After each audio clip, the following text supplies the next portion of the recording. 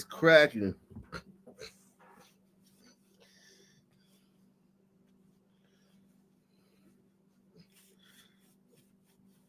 What's happening? What's happening?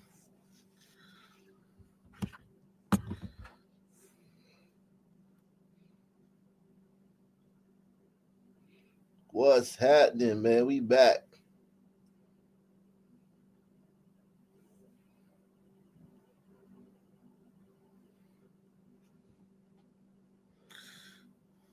Salute Gouch Merlot, man.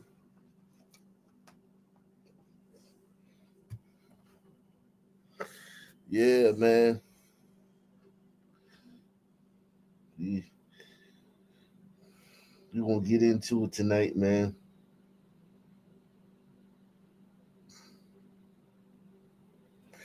Oh, man. Let's see what we got here, man. Okay, yeah. We'll start here, man. We'll start with the update, man. Shout out to everybody out there, man, in YouTube Landia, man. New developments poured into our studio and what officials are calling a terror attack in the heart of New Orleans. These new images right here, Bourbon Street, early this morning, strangely quiet after the New Year's Day violence. Police identifying the attacker as a U.S. citizen, a 42-year-old Army veteran. Federal investigators say he was likely inspired by ISIS and recently proclaimed his allegiance to the terror group. And at a press conference just minutes ago, FBI Counterterrorism Division Deputy Assistant Director Christopher Rea saying so far there's no apparent connection between the events in New Orleans and the Cybertruck explosion in Las Vegas.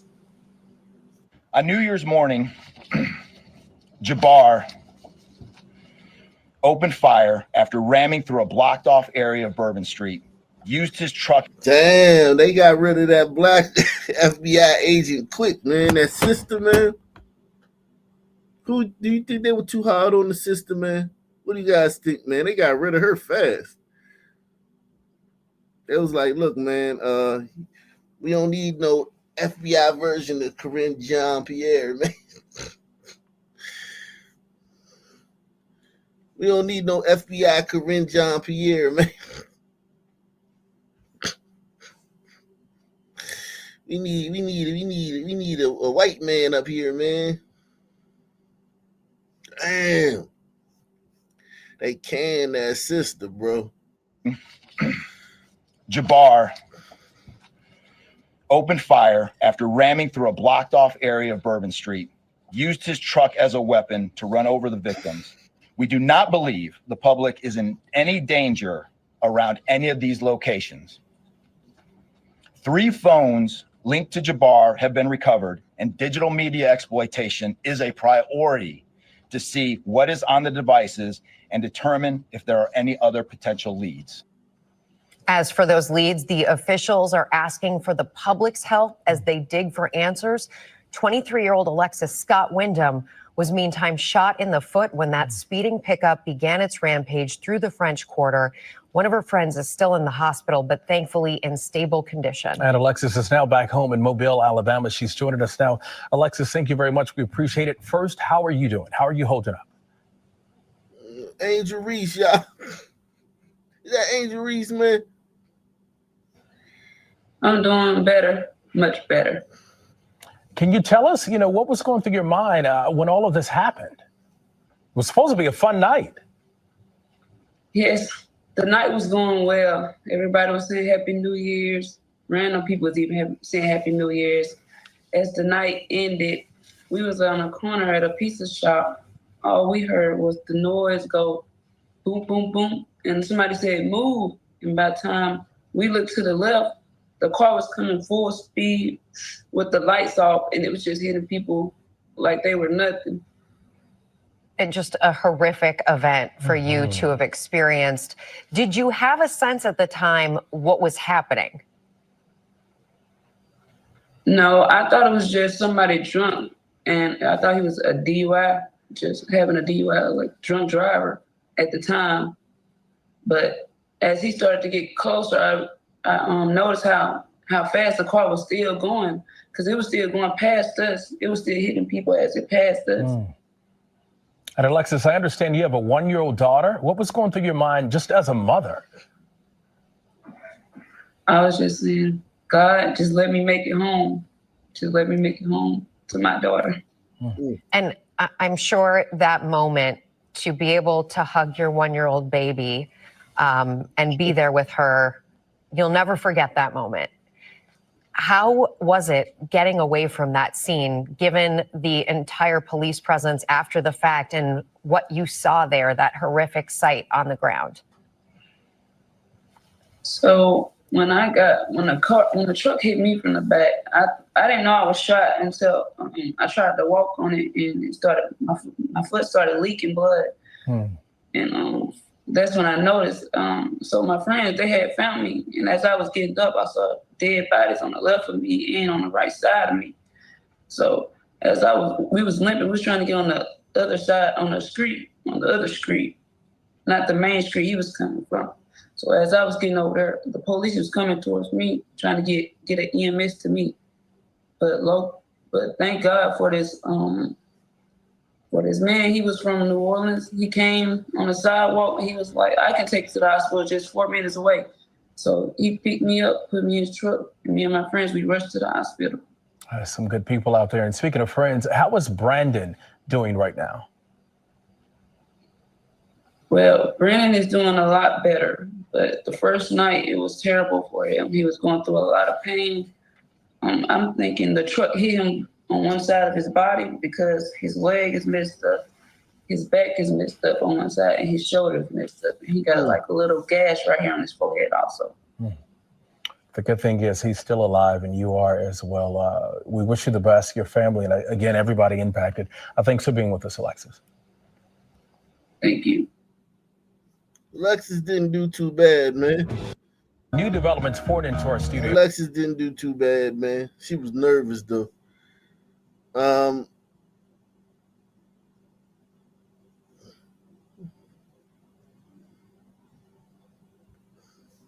right, let's talk about the people that matter most right now, and that is the victims. The victims of yesterday's deadly attack. 27-year-old Martin Vesh Jr., nicknamed Tiger. Vesh is from Lafayette, Louisiana, graduated from Princeton University, where he played on the football team.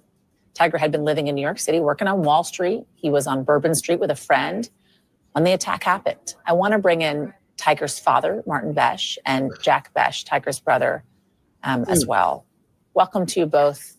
Guys, thank you so much for taking the time. I can't imagine what you are going through a day after losing your brother and your son. Martin, how are you doing? Good evening. Thanks for having us. Well, as you can imagine, when you lose your oldest son, it's very difficult. But with Jack and his sisters and my wife and all of our extended family that are here with us, we had a vigil earlier where probably 500 people showed up from St. Thomas More, Tigers and Jacks and our kids' high school. So we have a lot of support, and it's making it a little bit easier for us for sure. Jack, what was your big bro Tiger like? No, he was awesome. He was my best friend. I would say if you ask anybody who his best friend was, so many people would stand up. He was charismatic, outgoing, loving. He lived life to the fullest. He lived 80 years in a 27-year span. He's our inspiration, our role model. He's shaped all of our lives, and we're the way we are because of him, and we just couldn't be more thankful of him and everything he's done. And now we have an angel that's always going to be with us. And the first thing I told my family whenever we heard the news was that my whole family is kind of scattered around the States, but not only seeing him a couple of times a year, now he'll be with us in every moment until the end of time. And when we sleep, when we eat, when we're working, future endeavors, whatever it may be, man, he was the best. I just love him so much, and I wish I could call him and tell him that. I'm sure he's listening to you now. Martin, Martin, did you see your son over Christmas? Did you spend the holidays together? What was the last thing that you said to him before he left? Yeah, no, he came in probably a week before Christmas, and we had a wonderful Christmas with the family. And his roommate and dear best friend, who was also a victim in this tragedy, in this crime, wanted to go to New Orleans. He'd never been, and so Tiger, my wife and I took Tiger and him to dinner on New Year's Eve, and I hugged him and told him I love him, and he hugged me back and said, "I love you, Dad." So that was the last words that that I spoke to him. So you took him to dinner just hours before he lost his life. How did you find out that your son was a victim of the attack on Bourbon Street, Martin? So fortunately, his roommate, his best friend, was conscious enough to call his mom and tell his mom that they had been involved in a terrible accident, although he didn't realize at the time the magnitude of what had happened. And we hadn't heard from Tiger, though. And so we were, getting calls at 6 o'clock in the morning on New Year's Eve. And, they weren't able to find Tiger. And so it was a mad dash for me and my wife and our family to get to New Orleans. And on the route to New Orleans, we found him, located him, because he was brought to the hospital unconscious, and were able to get to the hospital. And the job that the team at Auctioner Hospital did was, I've never seen that before. It was stupendous. They did everything they could do to save him. They worked on him with a team of not less than 20 people. It was extraordinary. So, Jack, what do you want folks watching to know about what happened in New Orleans and what this attacker took from you? Yeah. I think you just have to learn to forgive. Forgiving and forgetting are two completely different things. This man had evil in his eyes. He was going to commit this act, whether if it was by a car, bombs, if he was going to get out of his car with an AR, whatever it may be. So I don't know. It's super hard. Like I said, you just have to be able to forgive. That's what God says is the most important thing. And I just want to tell everybody, out there, family disputes, if you have them, if there are people, your people around you that you love, give them a hug and kiss them. Life is so precious and it could be gone so quick. And I think that my family right now is truly realizing what that means. Like I said, my brother was all of our best friends. And it's definitely going to be a hard, long life without him. But the Lord will get us all through this. And like I said, if you have loved ones at home, or if you haven't called your mom, your dad, your brother, your sister, grandparents, if you haven't told them you love them, and pick up that phone and call them and tell them that. Martin, how do you pick up the pieces? How do you go on without your oldest? Yeah, day by day, one day at a time. And thankfully, I've got a couple of friends who have unfortunately suffered the same fate with losing a child, but the support of Jack and his two sisters and my wife and all of our extended family, many of whom are standing around the room watching us right now. And it's there's no other way. There's no other way that you can do it. And we all have, thankfully, a very strong faith. Being from South Louisiana, that's one thing that most of us were blessed with, and so strong faith and family, and the support that we have from so many people. That's the only way we'll be able to move on.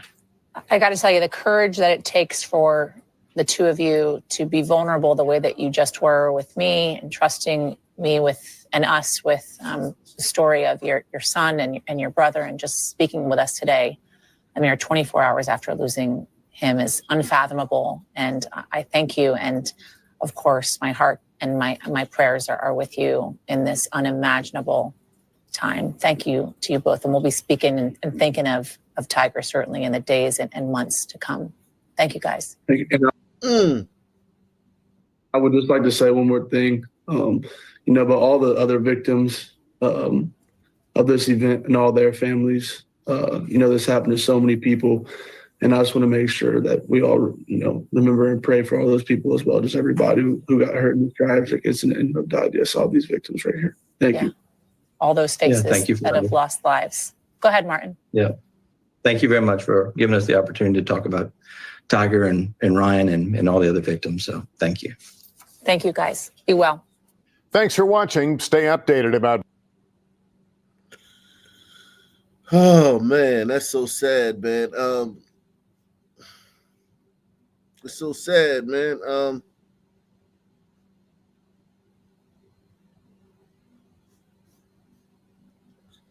So sad.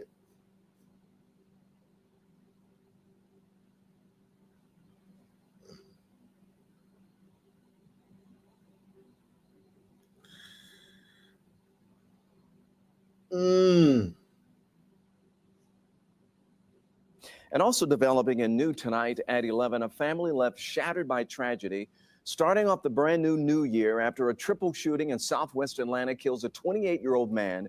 And Atlanta police say a 41-year-old and 48-year-old man were found at Latoya Bar and Bistro at 3:15 a.m. Kyrie Thompson was taken to the hospital by his family, where doctors pronounced him dead. And these are photographs his aunt and cousin shared with 11 Alive just hours ago. Police say the shooting started after security broke up a fight and it was pushed outside, but things escalated into gunfire, unfortunately. And tonight we know the bar is shut down indefinitely after the owner posted that fact on social media. 11 Alive's Angelina Salcido live tonight from Atlanta Police Headquarters. And Angelina, you say the family's pain is actually driving a call for justice and change? Well, Ron, this sadly is not the first time. Kyrie Thompson is a graduate of Clark Atlanta. He also played on the football team, has a little girl on the way. His brother was killed by gun violence several years ago. Now, this 28-year-old killed the same exact way on New Year's Day, and no one has been caught for it. I hope that his brother was there waiting on him and hugged him, because I know that he missed him. Overwhelming grief. I know he's in a better place. Kyrie Thompson's family mourns his loss right at the start of 2025. He was just there celebrating with his brother and his brother's girlfriend. Hours after midnight New Year's Day, the 28-year-old killed by bullets nearly 10 years after his older brother Cardarius was shot and killed days before. Damn, it's always like that, man. Cardarius is killed.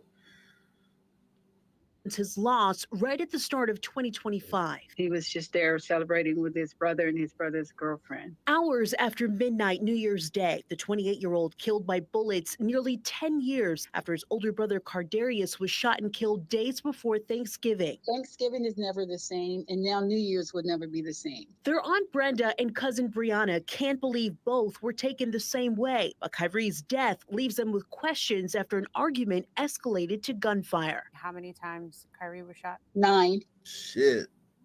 Kyrie was not in the streets.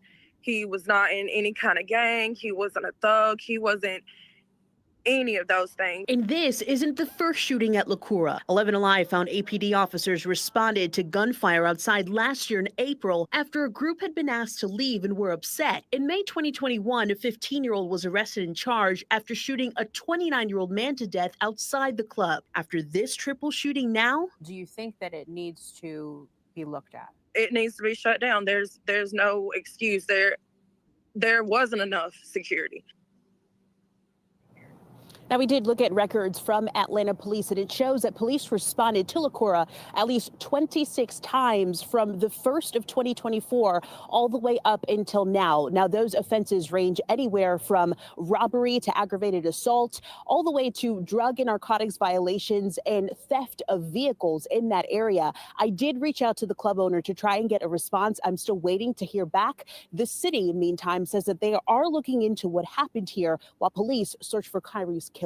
Well, live tonight in Atlanta, Angelina Salcido, 11. So sad, man. So sad, man. That's so sad. How's everybody doing, man? Everybody hit the like button, man. Smash that like. Let's get 100 likes, man. So we can drop the link, man. Let's get 100 likes. This is so sad, man.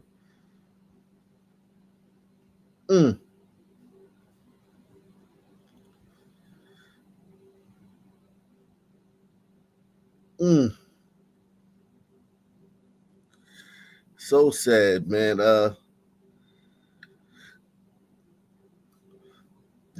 Excuse me.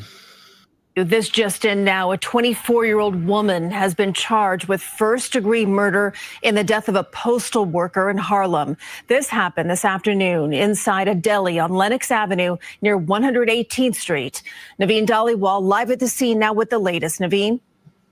Hours after this fatal stabbing, the deli is back open. But the reason behind this crime is what's unsettling for many who live here.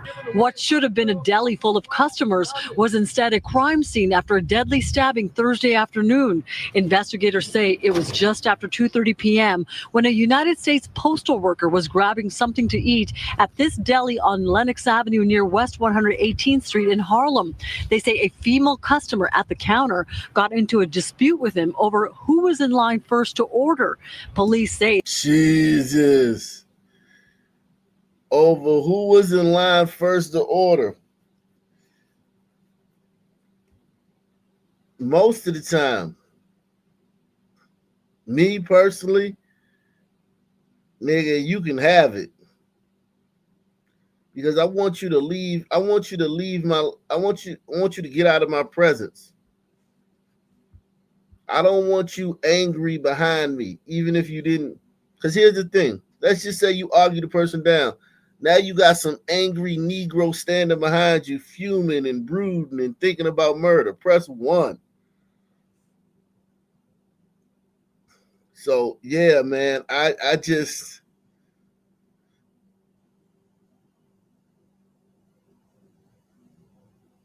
You can have it, man.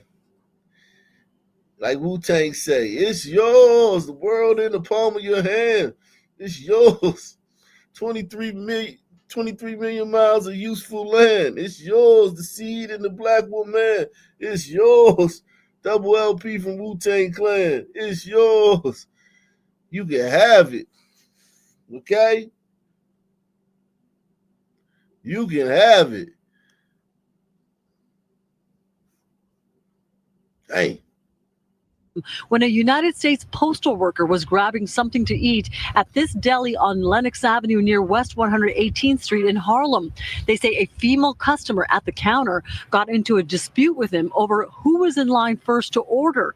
Police say that's when the woman pulled out a knife and stabbed the 36-year-old in the stomach. It's scary. The man is doing his job, and just like that, he's gone. Anytime you wake up, anything can happen. Customers in disbelief as they heard the victim died at Harlem Hospital. A mother never expects to bury her child. Local activist Dr. Aisha Saku comforted the victim's mother at the hospital. She's still in a little shock. She just said, I didn't believe that my son would be dead.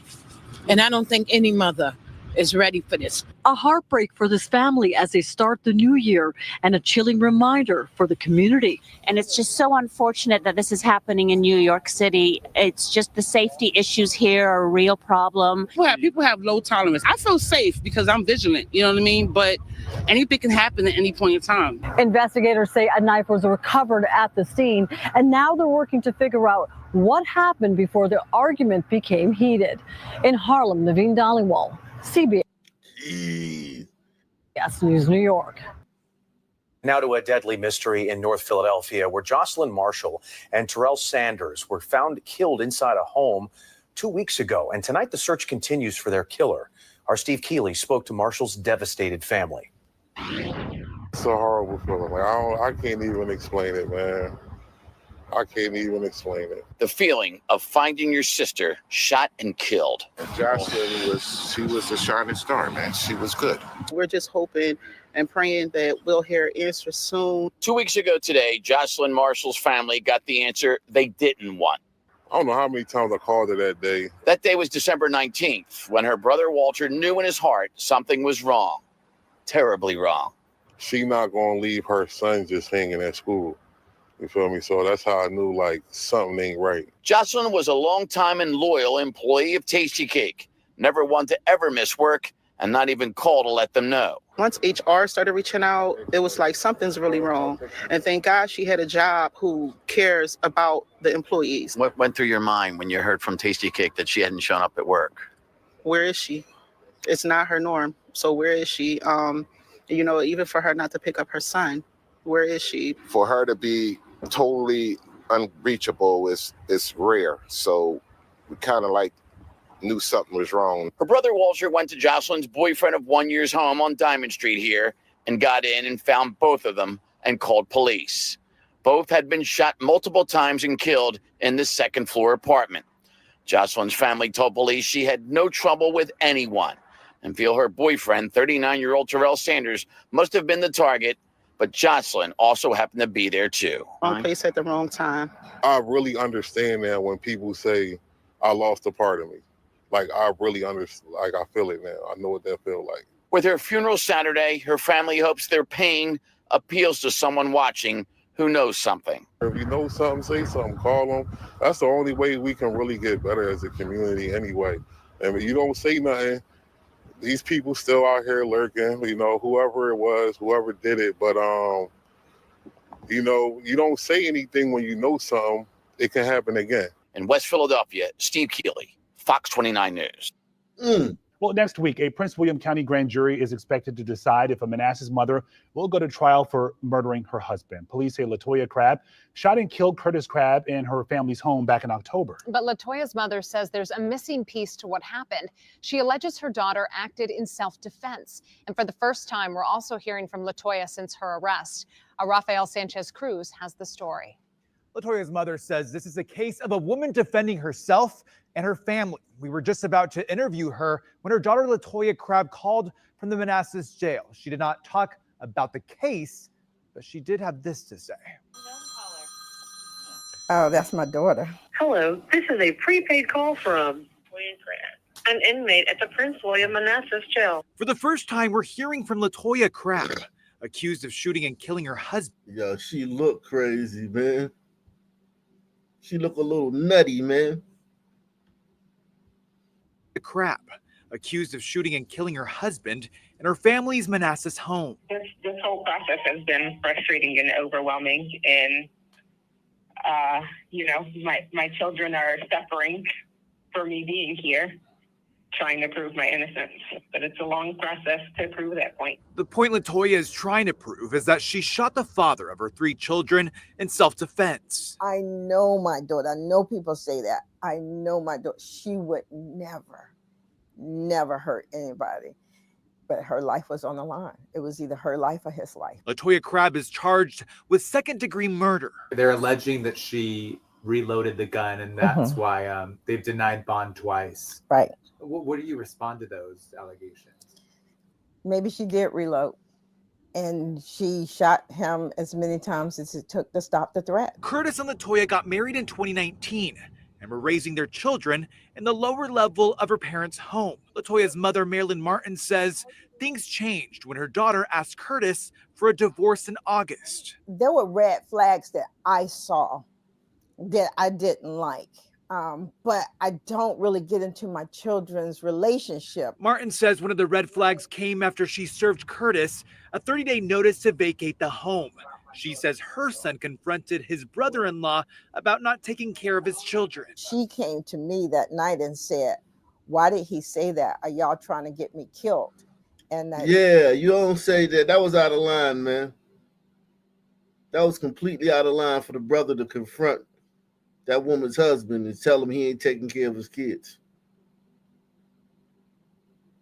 Yeah, now you don't do that. Because women lie. Women lie a lot. Women will tell their family and their friends a horror story that they live in, and it's not really like that. Yeah, he started some shit. Her brother started some shit when he said that.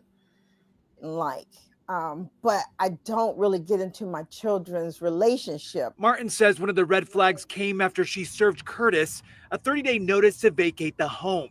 She says her son confronted his brother-in-law about not taking care of his children. She came to me that night and said, "Why did he say that? Are y'all trying to get me killed?"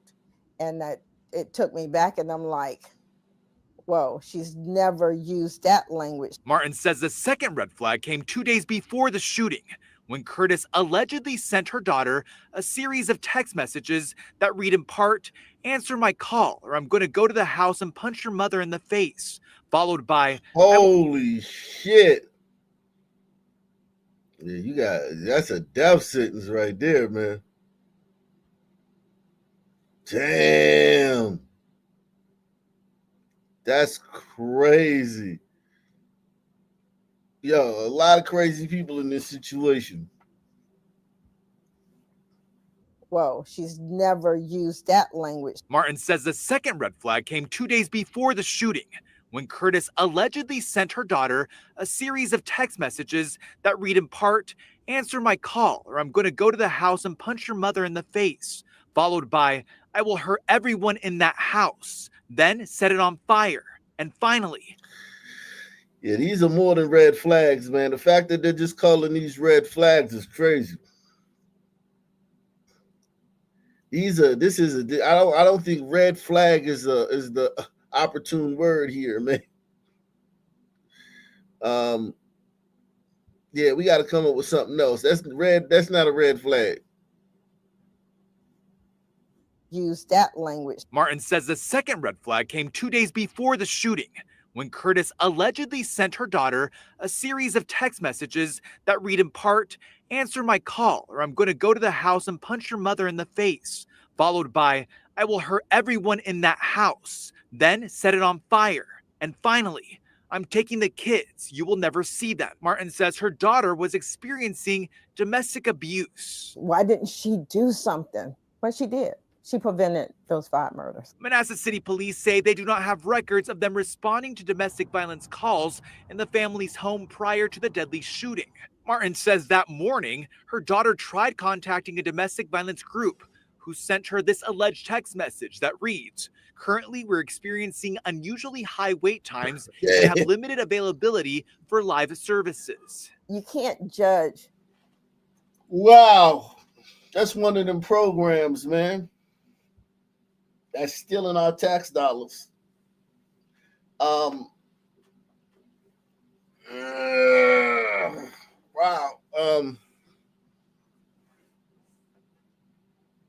I ain't even gonna hold you, man. This is a crazy bunch, man. Shooting. Martin says that morning, her daughter tried contacting a domestic violence group who sent her this alleged text message that reads, "Salute to Pamela Henderson, man. Shout out to you, Pamela Henderson. Salute to Michael R, man. Shout out to you, Michael R. Man, make sure you guys hit the like button. Tell me when I got 100 likes, man. "Currently, we're experiencing unusually high wait times and have limited availability for live services." You can't judge what you would do if you're not in that situation. We reached out to the Prince William County Commonwealth's attorney for comment. She tells us that in order to ensure a fair trial for the defendant, her office will not comment on pending cases. We also tried reaching out to Curtis Krab's family multiple times, but we did not get a response. An online memorial describes him as a dedicated family man and a proud, loving, and doting father to his children. Begin with that breaking news. A postal worker. Yikes. Begin with that breaking news. A postal worker stabbed to death at a deli in Harlem. A person of interest is in custody, and we're also learning what led up to this deadly encounter. Let's get right to the scene. Naveen Dhaliwal live in Harlem with the latest. Naveen. Yeah, Christine, Police sources say this postal worker was on the job when he was ordering food and he was stabbed inside of that deli. This right here is at Lenox and West 118th Street. You can see a very active scene here. Investigators are here, and the stabbing happened inside the deli. Now, this is what we know. A deli worker tells us that the postal worker was ordering a sandwich when another man got angry, disputing who was supposed to order first. In that instant, this deli worker says the suspect pulled out a knife and stabbed the postal worker. Now, police say the 36-year-old was stabbed in the stomach and he was transported to Harlem Hospital, where he was pronounced dead. Now, at this hour, we have learned investigators have one person in custody. Police also are not releasing any information on this postal worker. His family has yet to be notified. They are in this deli right now. Again, a lot of questions to be answered, and I'm sure we will get more information as the evening continues. We're live in Harlem. Dang. Excuse me.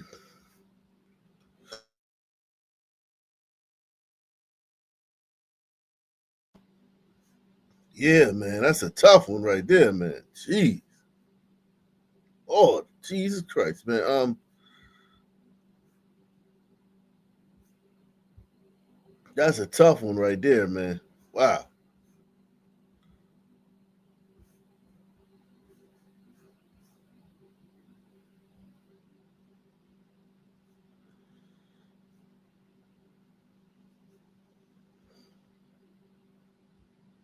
Bill time. You ever eat with a group of white people? Food be free. They be fighting over the bill too. Tom, give me the bill, Tom. You paid the last 3 times, Tom. Tom, give me the bill. That ain't no lie. Yo, he got that shit down to a science. That is no lie. He ain't telling no lies. Press 1. You ever eat with a group of white people? Food be free. They be fighting over the bill too. Tom, give me the bill, Tom. You paid the last 3 times, Tom. Tom, give me the bill. This guy. Tom, give me the bill, Tom. Come here in the prick, man. Just give me the fucking bill, bro. All right, now here's Uber money for everyone. I drove, but I took that Uber money. They would go eat with a group of blacks. Stressful than a motherfucker.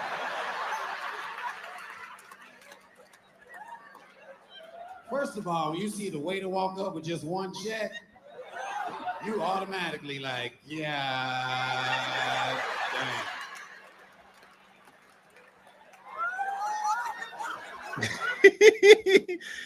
You know the waiter ain't getting no tip either. That waiter ain't getting no tip. You bring 1 tip, oh Lord, you ain't getting no tip. You might as well just listen. When you see a black table, you not getting no tip anyway. So once you just see it's a bunch of black people at the table, you already know you ain't getting no tip. So don't even don't even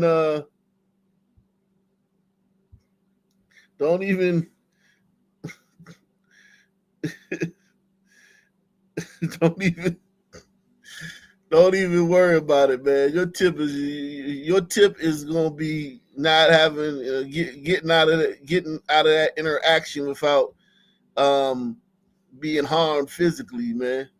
That's your tip. That's your tip.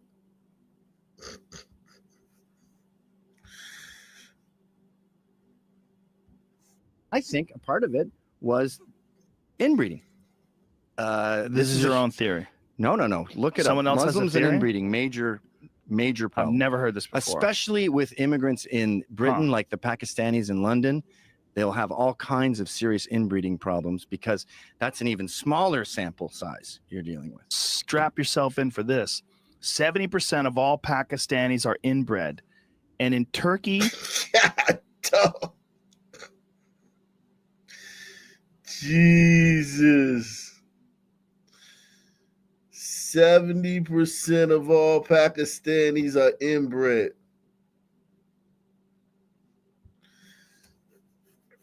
Jesus Christ. Dealing with. Strap yourself in for this. 70% of all Pakistanis are inbred. And in Turkey, the amount is between 25 to 30%. Yeah. How many likes I got, man? How many likes I got?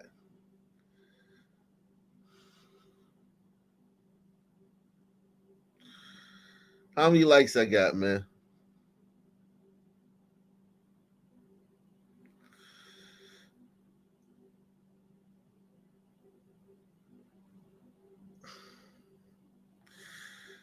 All right, man. Let me drop the link, man. Jesus Christ. Yikes. We gonna get the iced tea shortly, man. Yikes.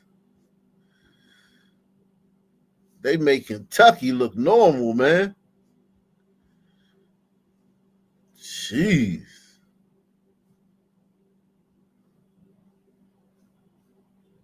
They make people in Kentucky seem normal. God, dog.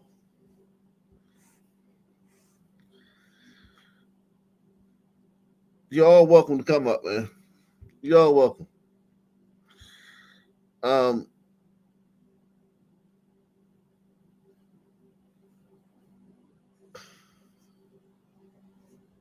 Strap yourself in for this. 70% of all Pakistanis are inbred. And in Turkey, the amount is between 25 to 30%.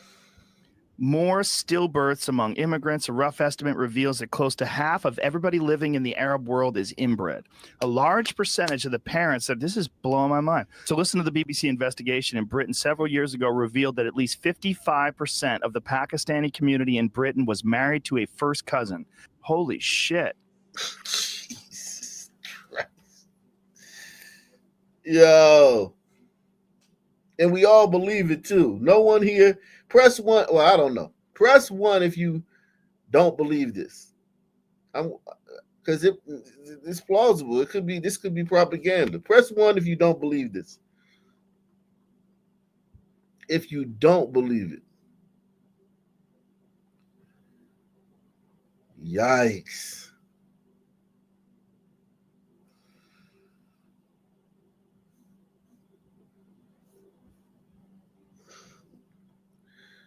Mr. President. The champ. Just call me the champ from now on. Damn. I'm telling you, man. Were you watching last night? No, I watched it on the road this morning. I was laughing at Hot Black's morale slowly dying. His life force fading as the show progressed. It was wonderful.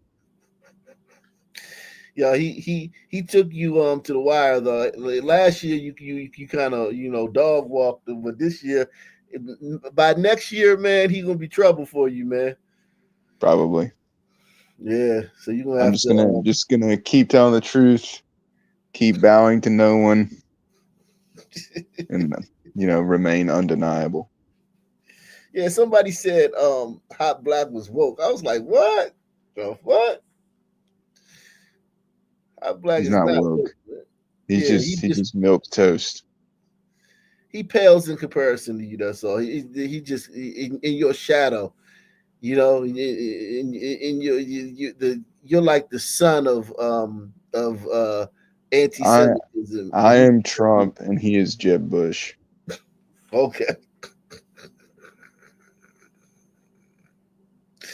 Damn, call my man Low T Hot Black. Jeez. Yeah, man. What do you That's think? okay. He's good for the panel though. Like, he's not a bad dude. He serves his purpose, huh? Mm-hmm. What do you think about this, man? I've heard similar things before about these people. I guess everyone likes to try to dunk on gliders for being the sexual weirdos, but it's really far from the case with all the boy fucking and weird shit these people do. Bakabazi. That's the Whatever it's called. Bakabazi. Yeah, these people are very, very backwards. You've traveled the world, Mystic Philly, man. Does this surprise you? Not at all. You see, if you can understand the sexual proclivities of the Eastern Indian, ugh. The Eastern Indian, that's Pakistan, right? Yeah, Pakistan is East Yeah. Indian. No, Pakistan is west of India. Oh, West India. Okay. So No, the east side, the eastern side of the planet. Oh, okay. So what have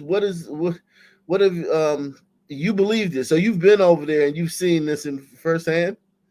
Yeah, you see the actions. Like rape is like a, I mean, it could be, is definitely frowned upon, but it's something that takes place pretty often, especially of children. Like in India, it's not uncommon to see like rape in the streets. Like it's the norm. What do you mean see rape in the streets? Hold on. What do you mean by that? Exactly what I said. Like it's the norm for them. It's like it's damn near part of their culture. So you're walking down the street and some woman screaming and some guys taking her.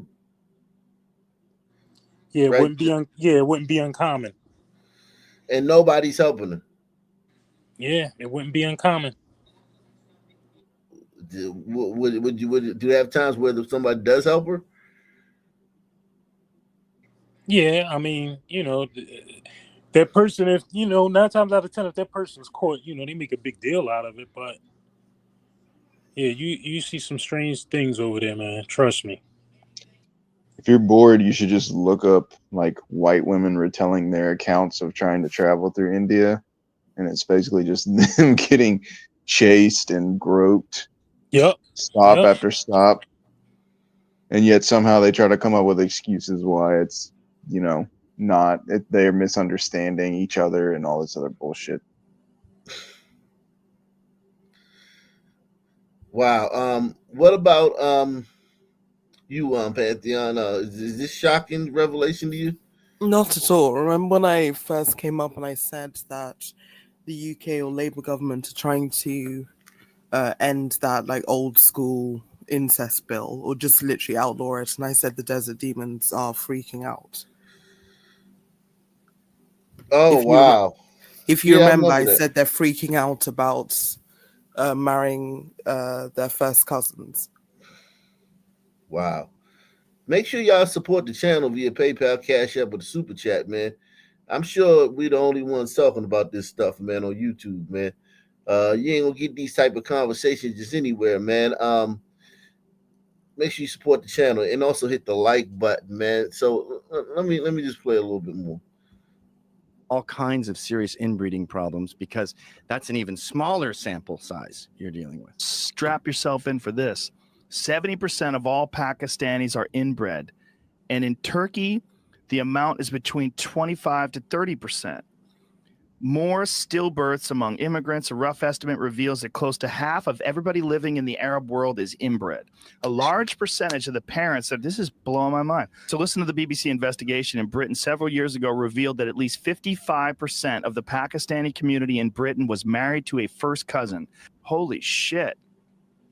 BBC's research also discovered that while British Pakistanis account for just 3.4% of all births in Britain, they accounted for 30% of all British children with recessive disorders and a higher rate of infant mortality.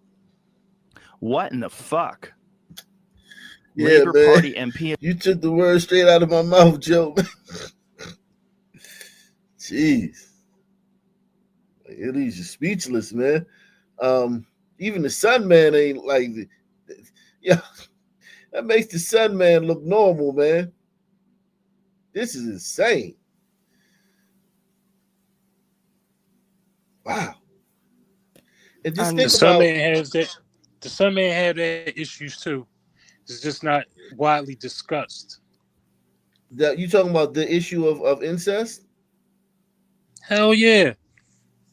You talking about on purpose, or I'm not talking about like that it doesn't happen with sons. I'm talking about on this scale or anywhere close to this scale. Oh no, not that. No, not like that. But I mean, it definitely takes place. Yeah, definitely. Now importing these people into your country, like it's just insane, man. Like what a glider's doing. You're bringing these people gotta be prone to more violence than anybody else too. If you have all these you know issues because of your genealogy, I'm sure you're prone to violence. I'm sure you're prone to antisocial behavior, and they're just importing these people. So basically, if half of the people in the Muslim world are inbred, if you import 10 people from the Muslim world, you're getting 5 inbred people. If you import 100, you're getting 50 inbred people. Yeah, so in the UK right now, there's been historically kind of Pakistani grooming gangs, and of course, who else were they attacking but working class glider children, teenage girls. They were also attacking Hindu, just basically anyone who wasn't Muslim. So the reason that there's a big issue is obviously because the police and just social services, everyone was so scared of being called, Islamophobic, just anything, that they didn't investigate it. And often they were arresting the teenage glider girls instead of these Pakistani men. Hold on. Stop. You effing liar, you. Not at all. Literally, just Google it. It's called Oldham Grooming Gang. So the reason that Labour is in big trouble right now is because essentially the Home Secretary is refusing an inquiry into it. Again, not wanting to offend the community and so forth. So that's been the biggest thing kind of this week, that they're refusing to do an inquiry about it. I still call you a liar. I don't want to hear anything else from it you, happens. liar. It's been happening for years. They're arresting the glider women. Hold on, I gotta ask Fisherman Glider girls. about this. They're not women. Hey, whoever's got that, clicking in the background, please mute yourself. Fisherman, this black woman come on my show lying like this, man. What should we do with her, man? Yeah, I'm having a hard time believing they're arresting underage girls. Can you give me a anecdote or a article or something? Okay, give me 2 seconds. Oh wow, damn, she said 2 seconds. Shit, stop it. This is you gliders. I know you gliders are cucked. I'm not gonna believe. I'm not gonna. No, it's not. No, it's true, Ak, what she says. They're arresting British people for posting tweets. Well, I know that. Facebook posts. I know that. I'm aware of that, and I've come to grips with that. But this is a whole different thing right here, man. Yo, what the actual? The links are in the back chat. The links? Hold on, you mean more than one? Oh, no, these are historical. I'm just sorry. I mean the news links. I've just given you 2. Holy shit! Also, I mentioned these exact inbreeding statistics before on your show, but nobody believed me. They thought I was exaggerating. Everyone hit the like button. Go ahead, man. It's absolutely true. When I go to the big cities here in Switzerland, like Zurich and places like that, there's a bunch of these Afghani and Pakistani refugees, and you can just tell by looking at them. All of them are mouth breathers, and there's just nothing in their eyes. It's like looking at an animal. It's crazy. Oh, they got that dead look. Yeah. And if you And imagine they've been doing this for 1400 years, so they're actually revolving. They're not evolving at all.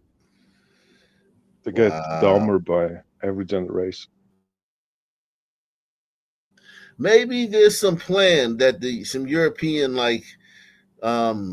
person, like philanthropist, rich, person had, like, yo, if we bring them to Europe, we can, like, because they're giving us hell from over there in the Middle East, and we got to constantly, have all these, you know, safeguards up to, keep them from, doing terrorist attacks on us. Let's invite them over here and clean up their bloodstream with our pure white Anglo-Saxon blood, man. You know how white Anglo-Saxon blood will fix everything. You think No, that could have been something? It's the other way.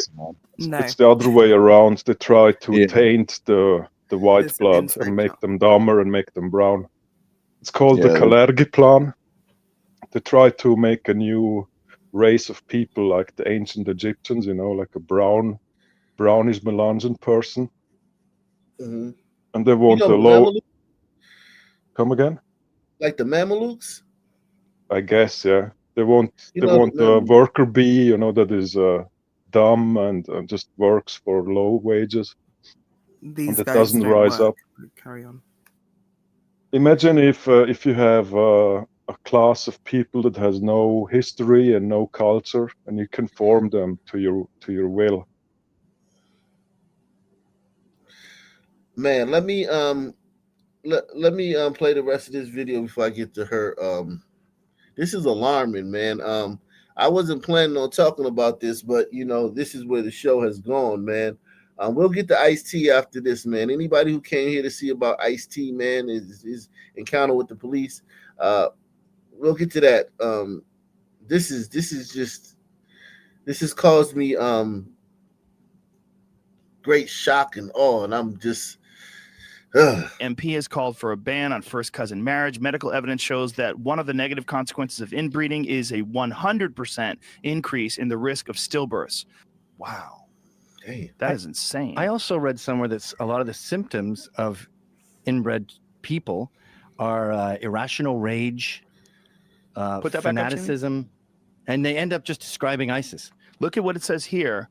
That with the IQ points, it says findings on intelligence. Research shows that if one's parents are cousins, intelligence goes down 10 to 16 IQ points. The risk of having an IQ lower than 70, criterion for being retarded, in quotes, are they using that word?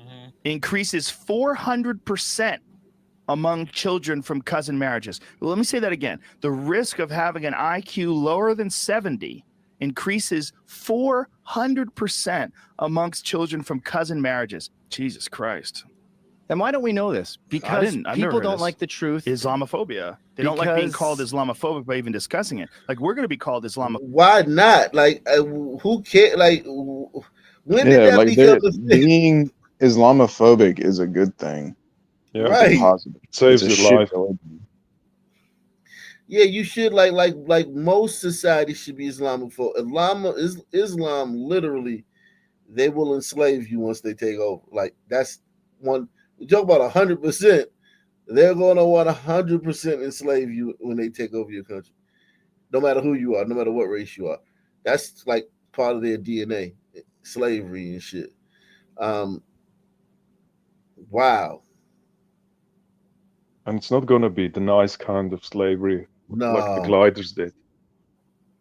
Yeah, they it's gonna be the total slavery, man. Like total, like you are livestock, literally. Yeah, chopping Wow. your The balls Islamophobic off. for even bringing this. Stuff like Oh that. yeah, everything. So information has to come out. You blew my.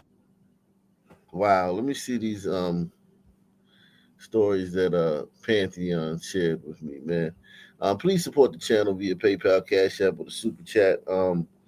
We got wow. Let's go, man. Whew.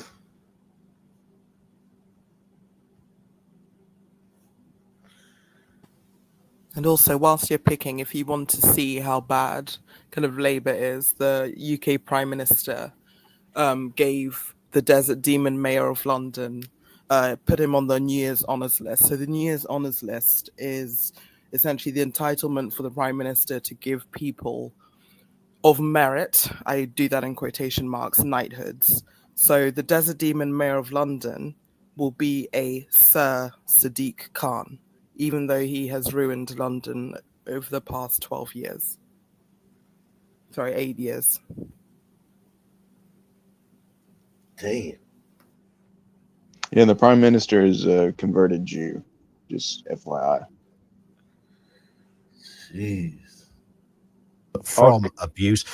Marilyn, good afternoon to you. Go ahead, man. Have you heard of the story of the kebab girl? Like the grooming gang, they killed a 14-year-old girl and cut her up and served her meat in kebabs around kebab stores in Britain.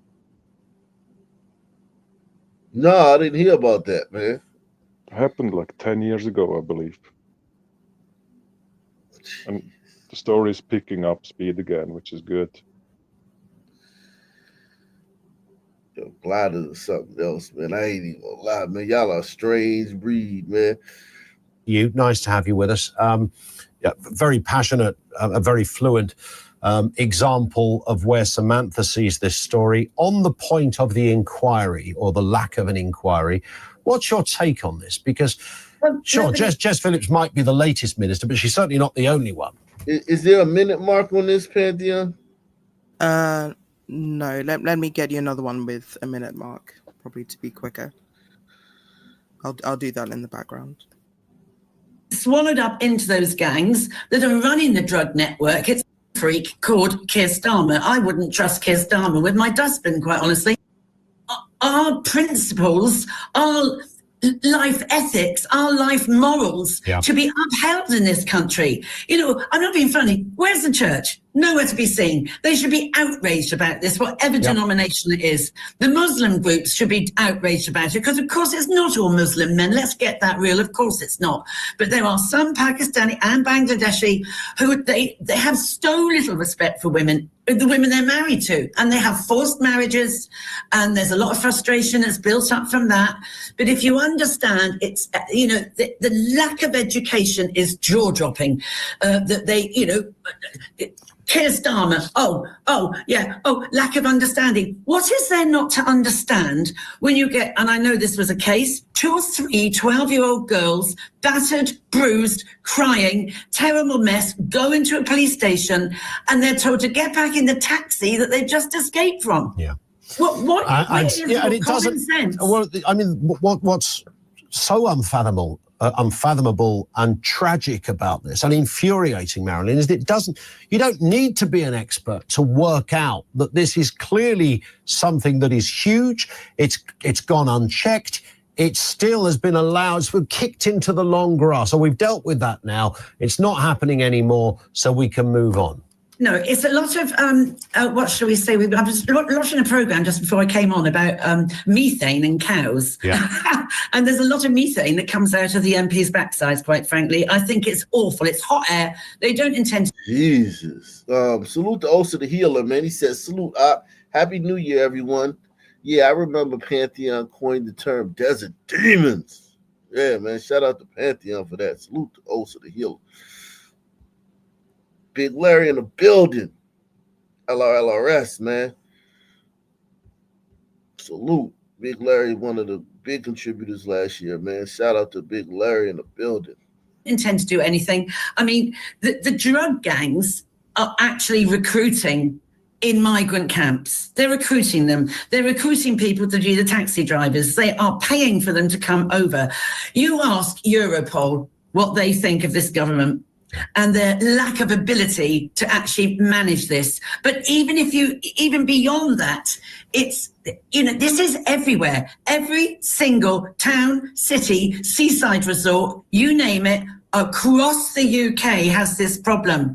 It is a business model that happened in the mid-90s and no one has tackled it. No one has really tried to draw a blank under it. As for Yvette Cooper, useless, absolutely useless. Keir Starmer, useless. I didn't vote for any of them. I think they're all useless, but there's no one taking a moral stand on this. I worry. I've got 8 grandchildren and I really worry what life is going to be like in the UK 10 years from now. And I was sorry, Marilyn, just to interject, 'cause I know we're short of time. Do you sense this is still going on at the same rate that it was? Absolutely. Absolutely, because nobody is inquisitive. Nobody wants to look outside the box with, we might be called racist. We are not racist. We are trying to protect. So the people that are Pakistani, Bangladeshi, whatever, born in this country, because we can't deport them, can we? They need to go down to the younger generations where they are taught, you are in this country, these are our laws, but then they're waving 2 fingers at us, aren't they? Because there's no rooms in the prisons. So, that's all right. I can try and do a bit more and I'll get away with it. And they're not, this is, wherever you look, it's a complete broken mess. But to be fair to the police, they are hit with a wall of silence so that particular community and lots of other communities are silenced. They daren't talk about, it is a shame if you're in, Pakistani culture or whatever. Yeah. There's a wall of silence, and as as we established earlier, victims are not listened to, and in fact, in some cases, victims have been arrested, for having a bit of a drink. It's like, well, you're 12 years old. Surely there's a story here.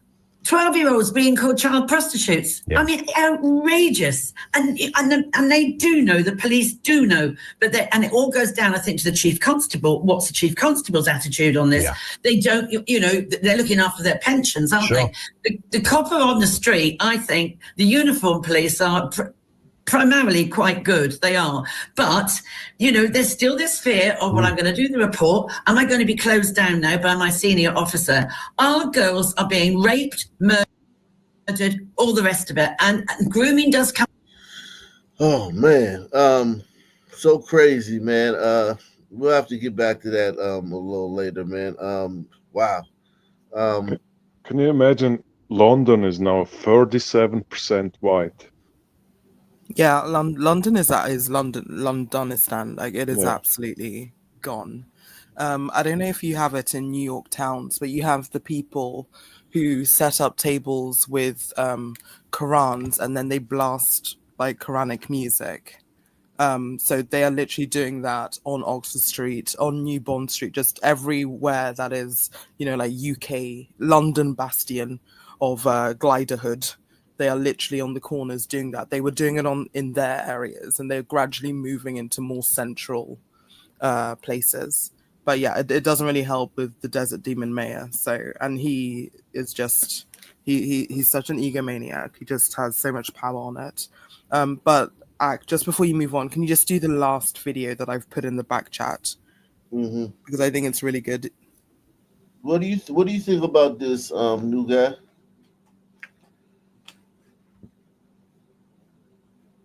I think you're muted. Can you hear me now? Yeah. I mean, it's like pretty simple, man. It's just like the indigenous people need to make an ethnostate for themselves. That's just really what it ultimately comes down to. 2 groups of people are not meant to share a society with each other, because everything that old white lady was complaining about is perfectly justified from the alien population point of view. It's just that simple, man. Like, what else is there? Do you think that ethno-state can be created on the current land, or they'll have to do it somewhere else? That's a good question, but in my opinion, I think gliders need to gliders kind of need to have like their own set of like value systems and like some sort of a ethnocentric religion system, first and foremost, just to reproduce their own numbers. Because let's just say you were to declare Britain an ethno-state right now. Even if you were to do that, the gliders would still go extinct because they're not replacing themselves. So there needs to be some sort of like Juice Crew analog where they basically have a social structure that puts them first. That's the start. I think making America or Britain or Canada or Australia like an ethno-state would be way down the line. You'd have to first start with just organization in the first place. Yeah, but gliders. I think y'all are too far gone, man. No. That's just my. It's actually easy. First thing you need to do is stop all welfare and unemployment money for foreigners. Then you start mass deportations. And, I think, then the next step is to take away citizenships from foreigners. I mean, Denmark is starting to do that now, for criminals. They've got the citizenship, they rebuke the citizenship. Well, let me answer your question. I'll say this much. Britain would probably be, if it was going to happen, Britain would probably be a good place just given the fact that they're still the overwhelming majority there. But I don't know if that really answers the question. I think more importantly, you need to really just, you need to become like a group. You can't just be like a civic identity anymore. You need to become like a racial identity. And that seems to me to be the most important thing, because we have to come to reality here. It's quite likely that they will be a minority in 50 years or 20 or 30 or whatever. But you need to see 100, 200, 300 years from now, where are you going to be? I mean, if you have some sort of ethnocentral religion that you can develop, then a population can survive. But if they don't, then they won't. That's kind of how I see it going. The best thing that could happen to us right now is if there's a World War III and we can get rid of these people under the law of war. Well, it would be the easiest and the quickest way. Let me put it to the panel here. Think of the Juice Crew. Are they ever going to go extinct? No, never, because it doesn't matter if they have a state or not. They simply have a society and religion based about them, producing each other and making more of themselves and putting themselves first. That seems to me to be the most important thing. Land and a state would be downstream of that. Let me play this one. Anymore with weird men leering at me, making comments. Look, I'm not one of these Me Too movement women. When it was builders wolf whistling from vans, I don't care. Sometimes it brightens up your day, because what they don't do is they don't get into your personal space. They don't trail you. They don't physically approach you. They don't follow you to your front door. It's a very different sort of more harmless thing, a wolf whistle, than some of the stuff I'm being subjected to now. And some of the stuff my best mate who lives around the corner, again, her lived experience. Also, guess what? A woman with long blonde hair. She has 4 teenage daughters. All of them now have at some point been sexually assaulted. They've been groped. They have been followed. They are scared living in London. What is going on? So I am going to keep talking about this. I don't care if people turn around and goes, you're a racist, because my safety and the safety of women in this country is paramount. That is way more important than offending certain communities who, quite frankly, have men with medieval values when it comes to women. And I ain't standing for it. So I'm going to keep on this subject. Now, one thing I think we need to do in this country is publish statistics on crime by nationality. We don't do it. Apparently, we don't keep them. We're too lily-livered. Oh, we keep statistics on the victims of crime by nationality, so we can turn around and go, oh, look, it's all poor people who are not from here being targeted. What about the fact that actually, if you look on, there's this brilliant website about organised crime around the world. The contributors to that, people like the CIA, Interpol, Europol, and they've got all the stats of who's committing crime where in what countries. It's an amazing deep dive. You can sort of go onto this map and zoom in on a particular nation that explains all the sort of trends and patterns. I mean, for crying out loud. So yeah, man.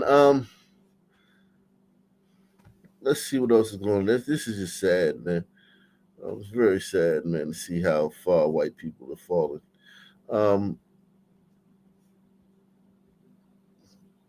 You're not gonna be able to protect us, man.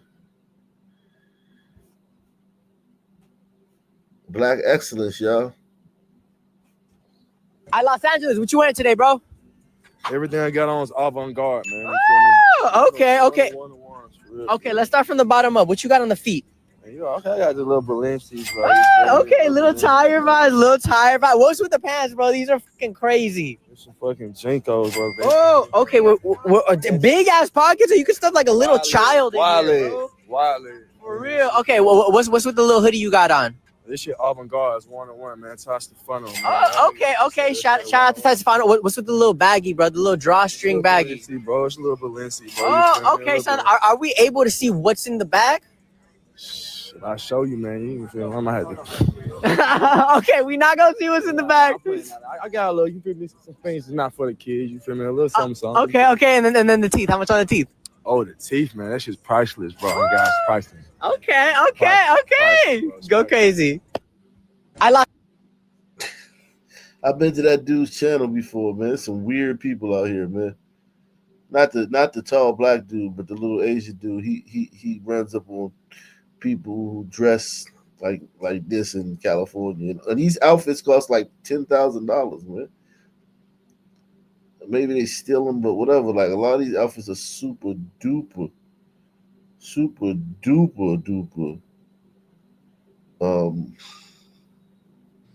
Yeah, like Rick Owens, him and his wife, a couple weirdos.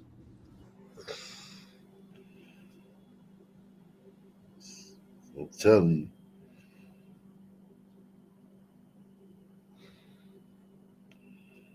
Aesthetic nihilism. That's what they call it? That's pretty much what it is, yeah.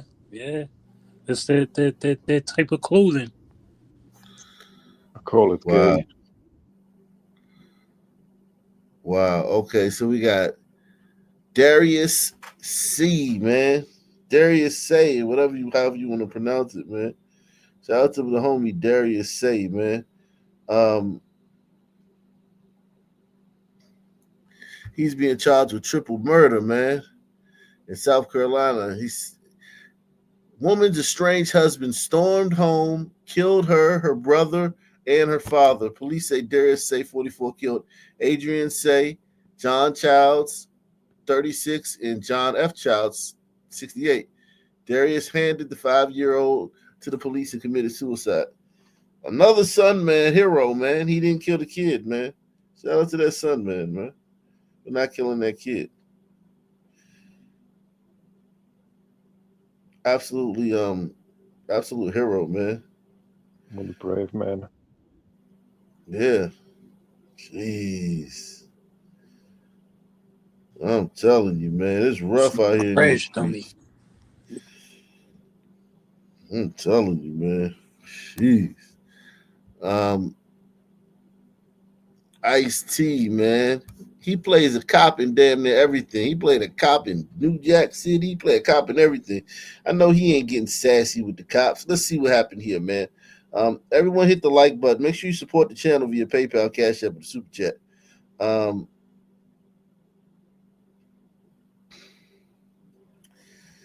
Let's get it. Let's go. How's it going, sir?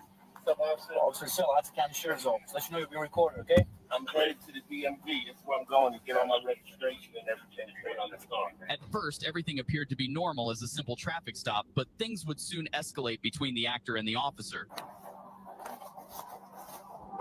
You know your registration expired since 2021. That's where I'm going. I'm headed right here. Jesus Christ. This shit expired in 2021, yo. This shit is crazy.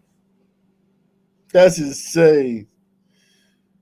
You know, he probably got so many cars. No doubt, but that's still like kind of like making the officer feel like, yo, you just out here stunting. You know what I'm saying? Yeah. Like 2021, you out here. You just think you above the law, and we don't know what he got pulled over for either. Hopefully, we find out. You know your registration expired since 2021. That's where I'm going.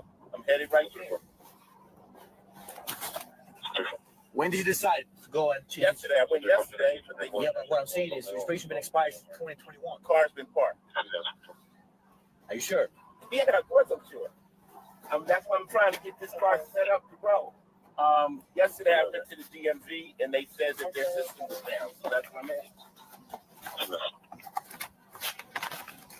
I got 7 cars. I'm trying to get them all straight. 7 cars.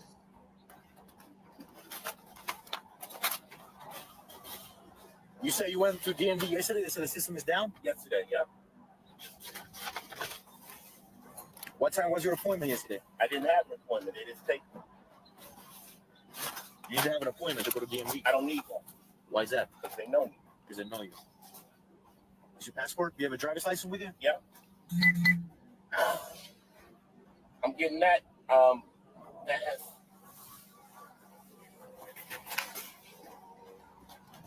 Let me guess, that's expired too. So Yep, there you go. That's why I'm going to the DMV. Sir, if you receive 1 feet, you cannot drive with an expired license, expired registration. I mean, you could. Why don't you follow me right to this garage right here? The DMV is right there. You don't got to be that serious about this. I mean, you can, but you don't have to. Well, is it serious? So, give me 1 second.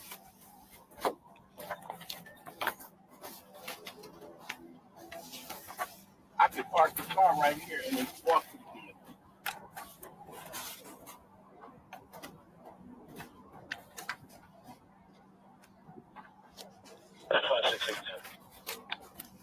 That's 5600. I'm with our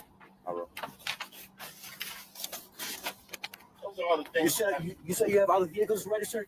I have 7 vehicles. Okay. Receipt. It's 56. It's the somewhere. You could have driven that vehicle who was registered and get this one Can I registered. handle this? Can I handle this? You gonna take me to jail? I'm not gonna take you to jail. Okay, can I park the car? That wasn't so bad, man. I mean, he should teach a course on how to deal with the cops, man. He should literally teach a course on how to deal with a cop, man. I've never seen a Sunman be so respectful, man. What do you guys think, man?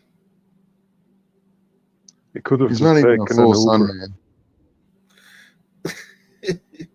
I mean, yeah, he's not a full sun man, but he's got a lot of sun man traits that, like, his whatever son was in his family had very strong genes, because his behavior is very sunny. I understand what you're saying, like as far as him being like a Melungeon, but his behavior is very sunny.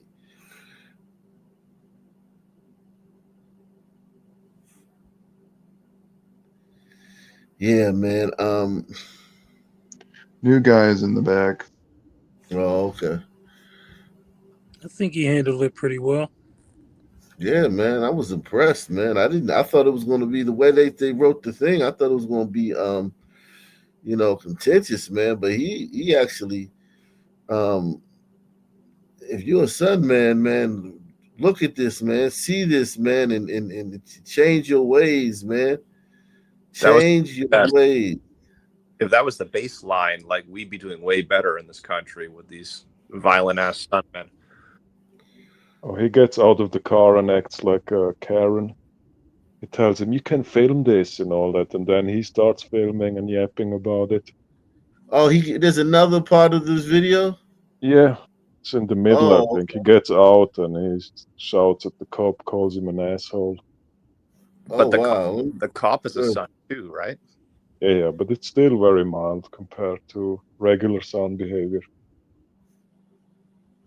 Let's see. Take it to jail. Okay, can I park the car here and walk to the DMV? I'm going to tow your vehicle. No, you're not. You're not going to tow my vehicle. Let me park my car right here. You're not going to move your car, sir. You give me your keys right now, and I'm going to tow your vehicle. You're trying to be more respectful with me. I'm going to respect you the same way. But then you see I'm going to. No, you're not going to tell me what to do. I'm going to tell you what to do. So give me your keys right now. That's on Brito. You're going to go that route. I asked you, can I park my car? I said, nah. Give me your key, sir. If I'm not under arrest, then I'm getting out of my car.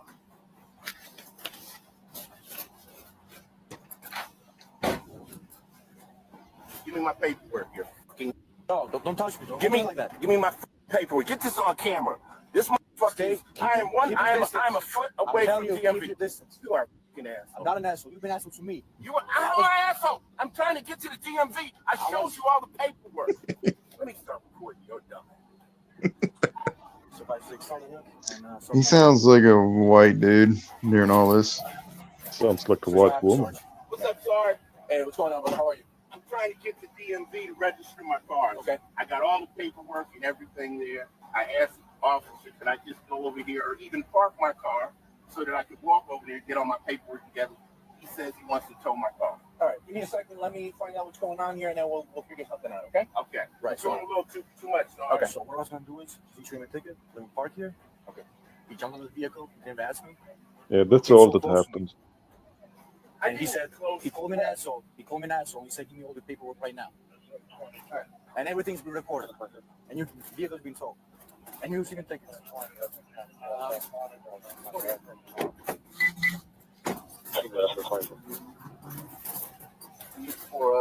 Gotta hit that quota. Technical purposes.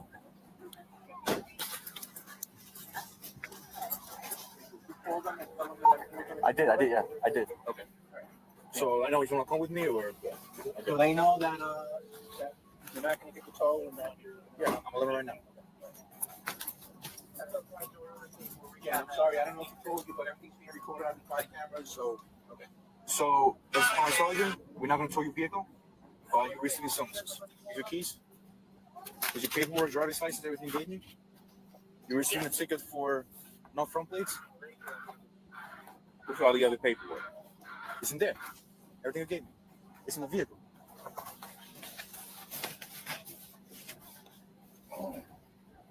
You have no inspection, driving expired registration, and driving with expired license. That's it? That's it. Man, salute to that son, man. He's a credit to his half a race, man. That's like salute. Go ahead. Got murdered, just chilling. Yeah, man. Salute to that son, man. That says that son glider, man. Bayak on Latina says this new girl on your panel has a soothing voice. Can you ask her if she likes it rough and deep? Keep dreaming. Pantheon. You heard that, man. What's the verdict, man? Keep dreaming. You shall never know. There you go, man. She doesn't like it rough and deep, man. She likes winkies the size of belly buttons, man. And she in 2 Minute Brothers, man. You heard her, right? Right, Pantheon? Like 2 Minute Brothers with second belly buttons, right? I don't know about there second belly buttons. I don't know where that came from. It's official, guys, man. Man, all this misogyny, all this sex. I know. Do Mac Knight, Gen Z, and Mark get this issue with their preferences? Oh yeah, Osa gets sexually harassed all the time on the panel, man. Yeah, man. And did you know that Fisherman, he looks like Mark Wahlberg, man? Did you know that, man? Even though he hasn't shown us any proof, but he said he looks like Mark Wahlberg, man. He's a dead ringer for Mark Wahlberg. Yeah, I'm 5'10", so I don't do short guys. Oh man. Yeah, man. So yeah, there you go, Pantheon, man. Pantheon in the building, man. Salute to Kimberly Ashcraft, man. Says still the best channel on YouTube, man. Thank you, Kimberly, man. Kimberly in the building, man. Let's see where we at.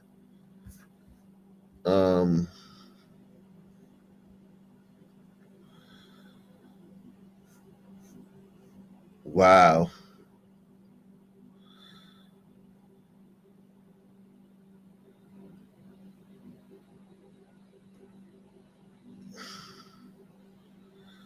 Let's see what else we got, man. Yikes. Oh.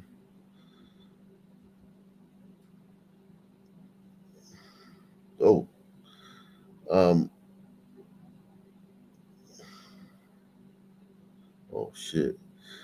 Yeah, they got a lot of channels on jeez. They got a lot of channels on here that you gotta be careful, man. You see some crazy shit on here, man. Let me get off this app, man. Let me watch this one right quick before we That's a zip line. You ever been on a zip line? Don't worry. Oh shit. Yeah. A sloth. I just clocked it straight in the face. Ooh. A sloth. What do I do about the sloth? Don't worry. Where did she jump? I don't know. You gotta wait for the sloth. You. Oh man. Do we just wait? We just wait. White people are so nice, man, right? Black dude would have knocked his ass off, man. And they fall from that height often.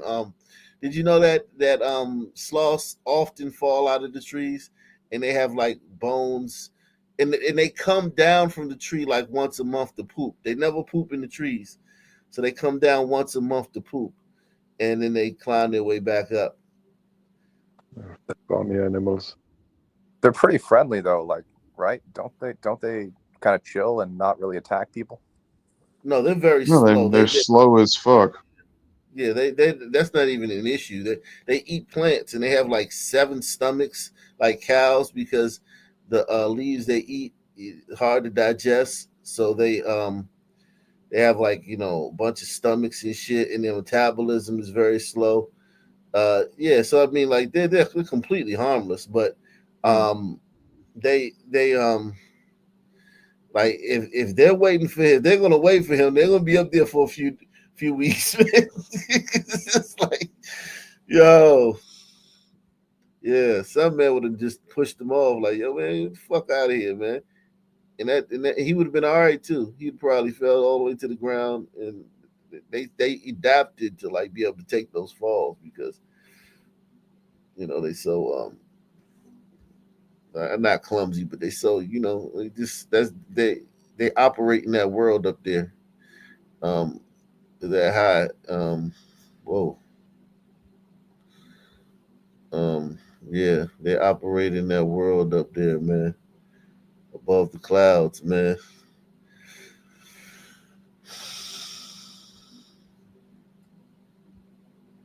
Let's see.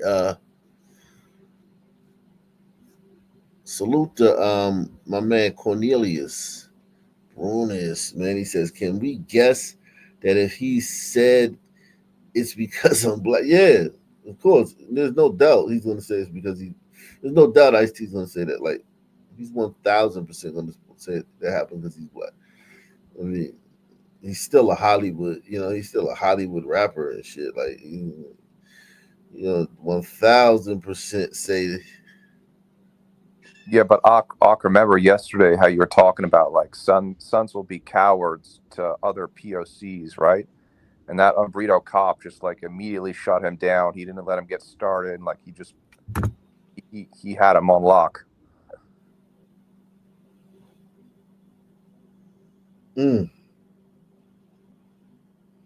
Wow.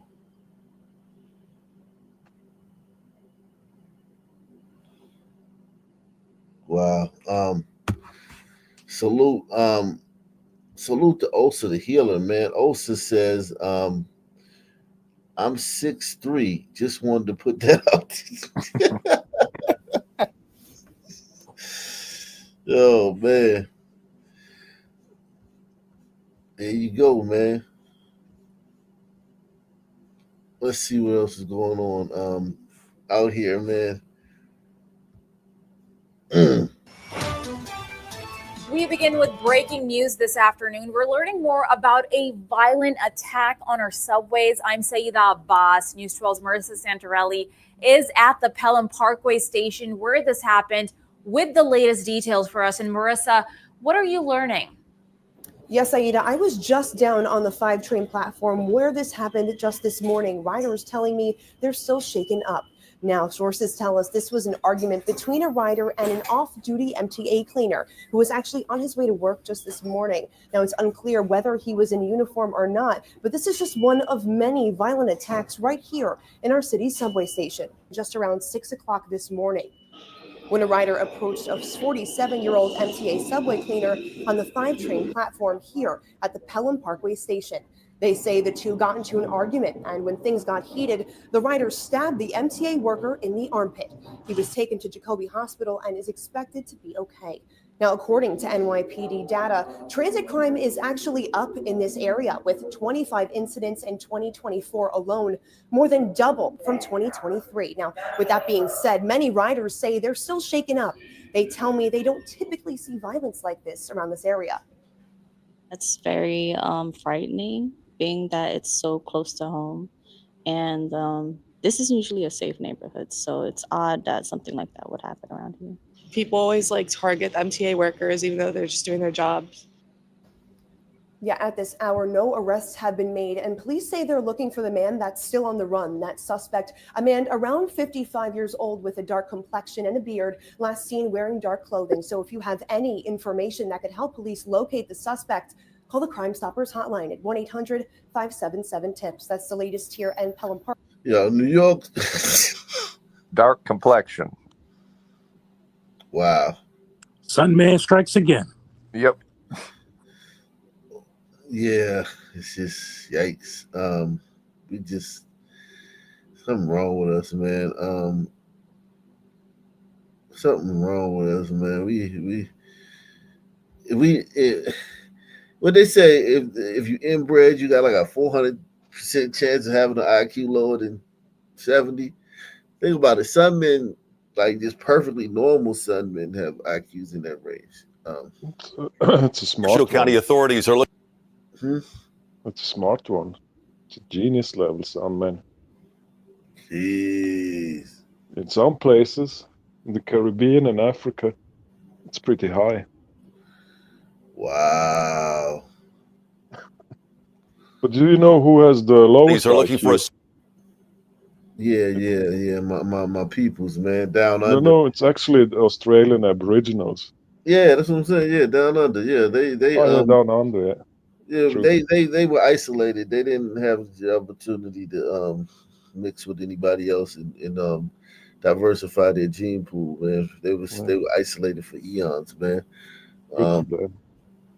Yeah. Marshall County authorities are looking for a suspect in a shooting Wednesday in Holly Springs on Old Hudsonville Road. Good evening and thanks for joining us. I'm Greg Hurst. Stephanie is off tonight. Two men were arguing over who owned a car, and one man decided to end that argument with a handgun. WRG's Mike Sirianni spoke with a family member traumatized by what happened. Yes, I'm terrified. I've never been in a situation like that, you know. I can't get over it. I'm still shaking. This woman, too frightened to appear on camera, is the mother of a 23-year-old man shot Wednesday outside this Holly Springs home. The victim, with a bullet still in his leg, does not want to go on camera, but is recovering. Authorities are looking for Tyrell Battle, who showed up at the house with his sister, Janai Battle, to settle an argument over a vehicle reported. Yo, they're so happy. They're so happy to do it too. Yeah. They listen, man. I will say this though. Sons are so disrespectful and they got so many no, seriously, bad traits like in this society. Like it's so they got true. so many jungle traits, right? That they drive you to get some people and come over their house. Like they're you know what I mean? Like I will say that. I'll give them that. They give you no choice, man. Yeah. They push you to the limit. Like authorities. A lot of these videos where we see white people just, eat shit sandwiches from Sons. Yep. These when you get two sons, you know what I'm saying?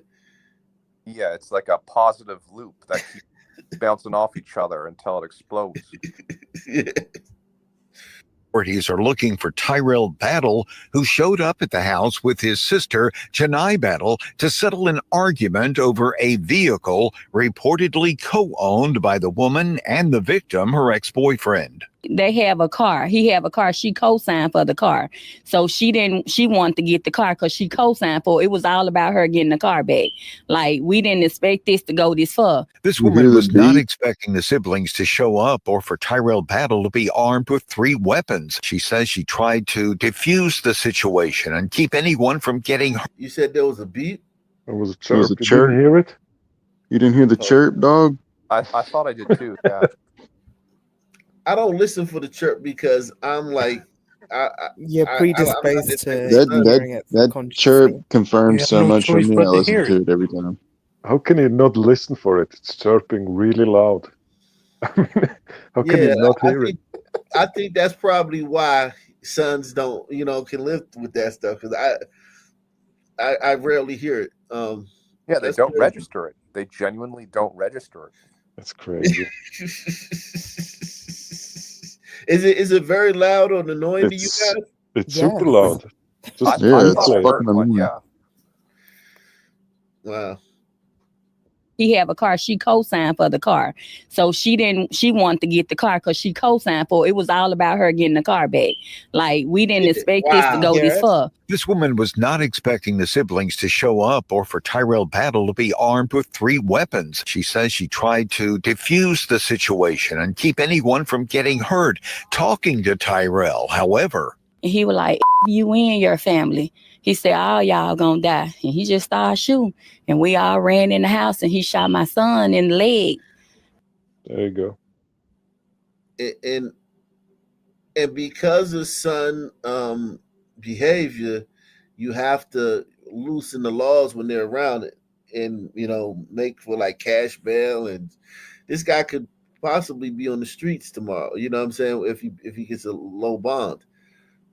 And then you got to be the family that he just did that to, and he's not going to like avoid you. He's going to ride past the house and shit, and you know what I'm saying, and mean mug you, if you know what that means, like look at you hard and shit, and he's not going to avoid you, you know what I'm saying? Yeah, because like they fucking have they have pirate DNA, man. That's just how they do it. Yeah, it kind of like it make him look like a punk. Like, you scared? What you scared? Nah, man. Like, you know what I'm saying? Like, I've seen it so many times in my life with sons have done some shit like shot somebody or shot up a house or some shit or just some shit like that, and they return to the scene. And it's almost like they so tough that they feel like they the punk if they don't show face after they've done some shit like that. You would think the other person would feel like the punk. You know what I'm saying? It's like a constant peacocking contest. Yeah. Very crazy, man. Very, very crazy. situation and keep anyone from getting hurt. Talking to Tyrell, however, he was like, you and your family. He said, all y'all gonna die. And he just started shooting. And we all ran in the house and he shot my son in the leg. But the rest of us didn't get hit.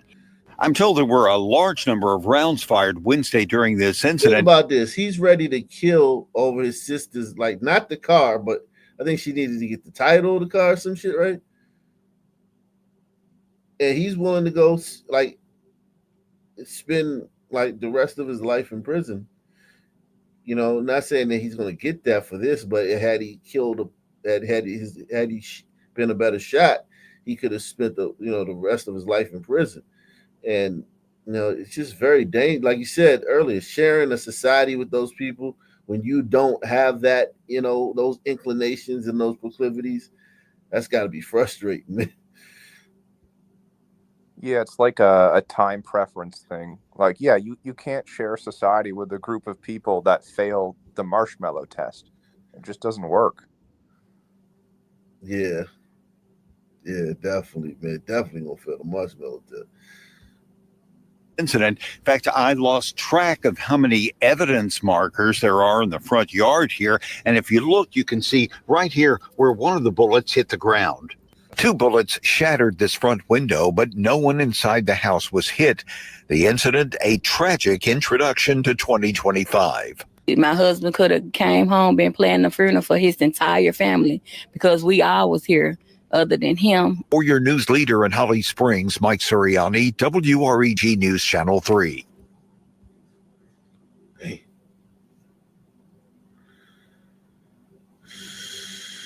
They on autopilot. They understand The search one continues. language, sign language with guns. That's about it.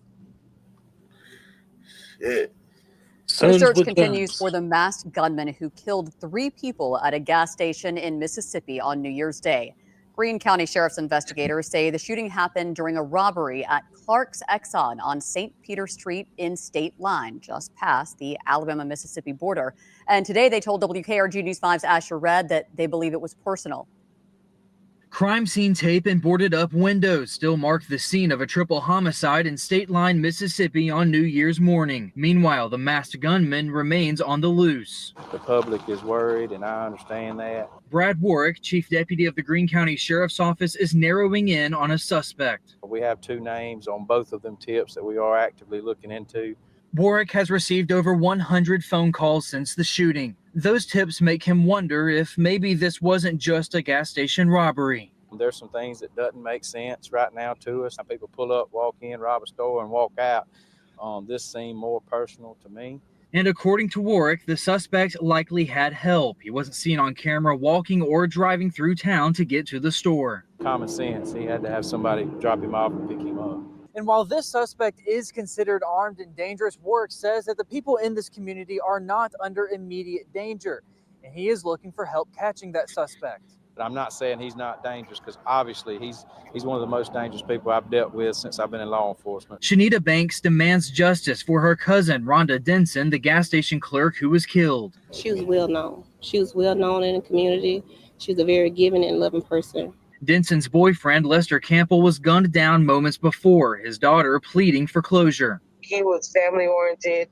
He was a handyman, a businessman. Jason Thornton is identified by investigators as a customer who was shot to death in the parking lot. Warwick says the suspect will be facing capital murder charges. Greene County does not want him nowhere in Greene County, and we're going to do everything we can do to make sure he never comes back to Greene County. Warwick urges anyone with information to contact the Greene County Sheriff's Office or submit a Crime Stoppers tip. In State Line, Mississippi, I'm Asher Red, WKRG News 5. How about you don't want him to live? Yeah, man. Go easy on criminals, man. They talk polite when they talking about criminals, man. Jeez. Shit.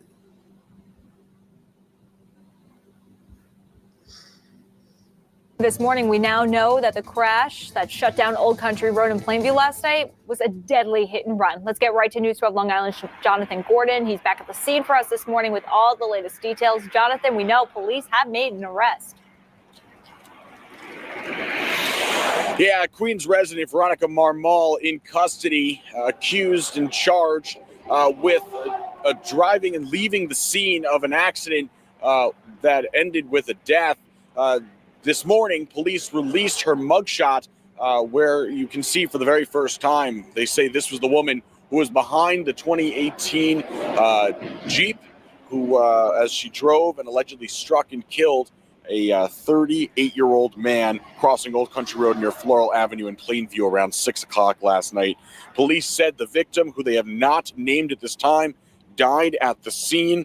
Investigators accuse Marmol of, again, driving away from the crash. We are told by officials she was taken into custody, arrested, not too far from the scene, not that long after the crash happened. Residents in this area are very upset that this happened, but said they are not surprised because of just how dangerous this intersection can be.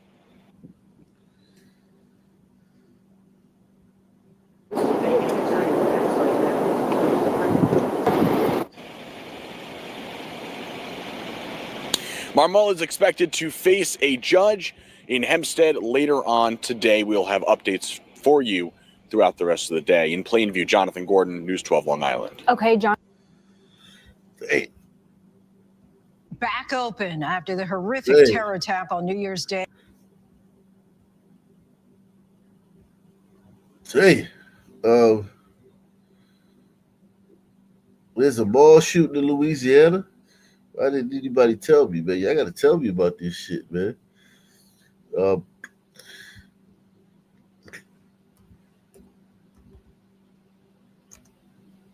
I get my news from Ock News.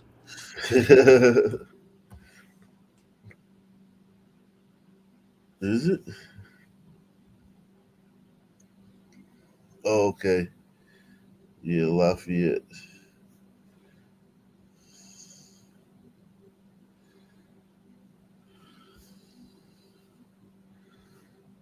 And breaking news right now on News 15 at 6. This is a live look at the Acadiana Mall in Lafayette. You can see a very large police presence at the mall. Right now, Lafayette police have yet to indicate what exactly is ongoing, but we are following the posts on social media. We're seeing posts from some people inside stores with those security gates down and police armed going door to door or store to store searching for someone in there. There are conflicting reports that either there's someone in the mall with a gun or that a shooting has occurred. Again, we've reached out to Lafayette police. We're waiting for confirmation. We do have a crew there at the scene to try to figure out exactly what's going on. Best advice tonight is to avoid the Acadiana Mall. Again, a very large police presence. We'll keep you posted on this breaking news throughout the night right here on News 15 and over at... Salute to Deluxe 247, a.k.a. Cal Ripken, a.k.a. the real MVP, coming through once again. Salute to Eric S., Op Nation Hall of Famer, coming through once again.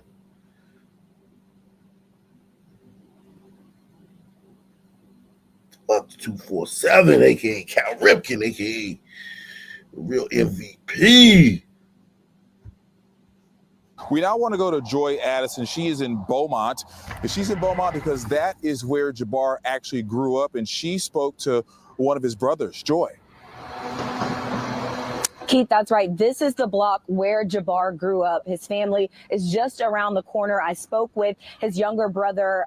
The three of him and his two older brothers share a father. And he tells me that Jabbar lived a relatively normal life. The brother that I spoke with, his name is Abdur. And he says that Jabbar attended high school here in Beaumont, a central high school. He was living in Houston at the time of the attack. And he tells me that there was no red flags leading up to what happened. He does say that the shooter, who went by the nickname of Sham, did express some discontentment with the partying that took places in different areas, like on Bourbon Street in New Orleans. But he says that those activities were not righteous, but he didn't say that he was going to directly do anything And that's in another any of the thing. areas where he complained about people. Like that's another thing. Like that judge your culture. That's one thing a lot of Muslims do. They openly judge your culture and take action. You know what I mean? Yeah, I mean, that's what their justifications for raping all those little white girls in England, because they're walking around, not dressed in bed sheets or whatever other justification to, do that to them. Right. So yeah, man. All the while butt fucking little boys and setting each other on fire. Yeah, they got some. Yeah, they got some strange. I didn't know about that, man. I didn't know about all that stuff until recently, man. That Bacabas and shit, man. I thought they was against homosexuality.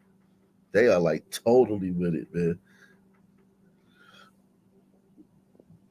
In any case, like, it just doesn't make any sense for any country on the planet to welcome these people into their society. It's just so ridiculous and reckless.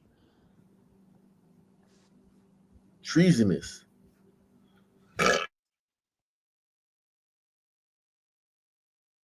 Treasonous, man. People partying continuously. Yeah, look at He his grew up family. That's his dad. They don't look like fucking blacks, man. They look like here in Beaumont, like I said, attended Central High School. He was an Army veteran who served in Afghanistan. I don't know. These motherfuckers look like some goddamn. I don't know. Maybe he's a goddamn So I wonder what the dad's name is. Is the dad's name Shamsu Jim Jabbar, whatever the fuck? Or is the dad's name Phil fucking Jenkins and shit, and the son changed his name? I don't know.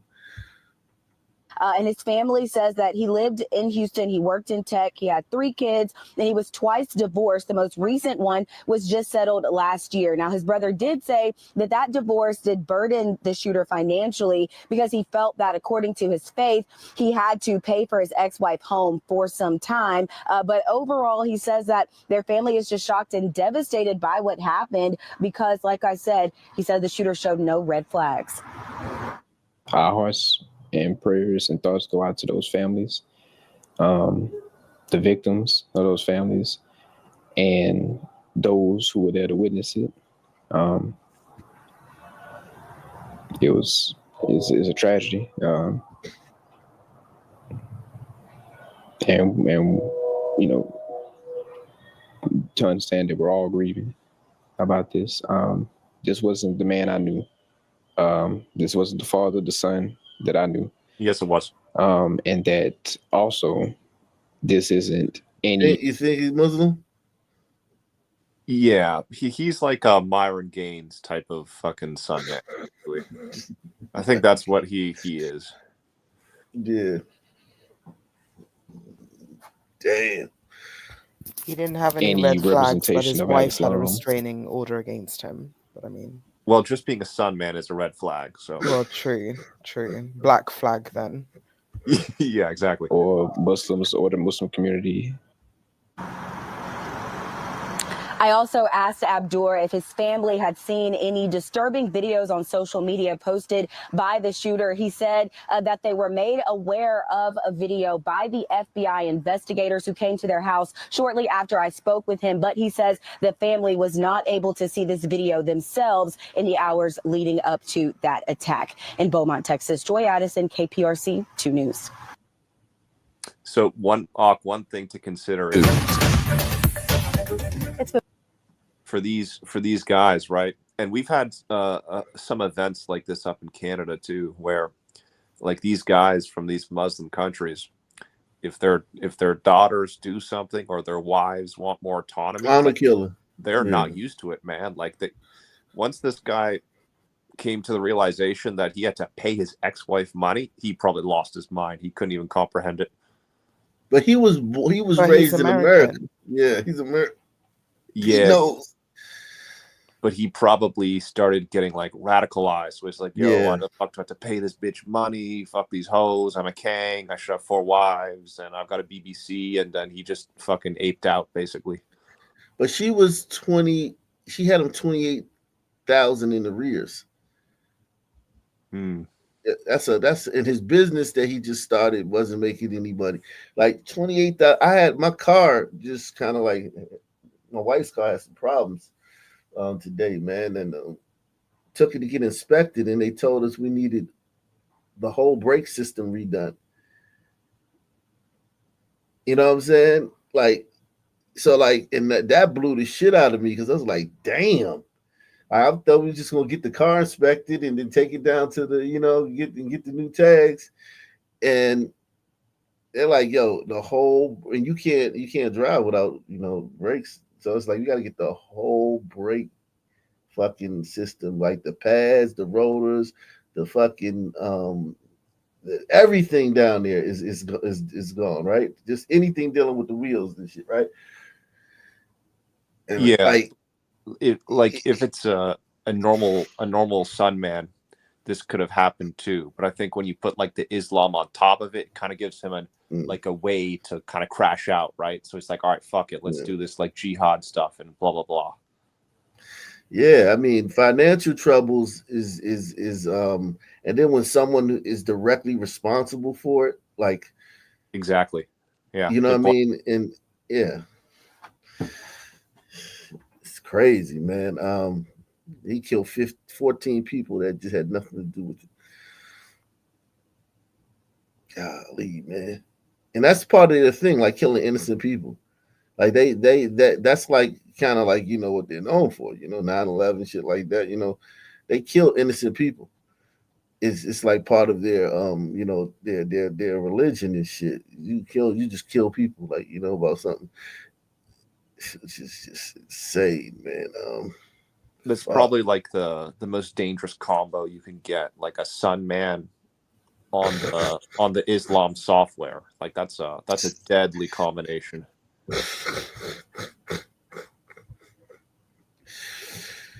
Oh man. Wow.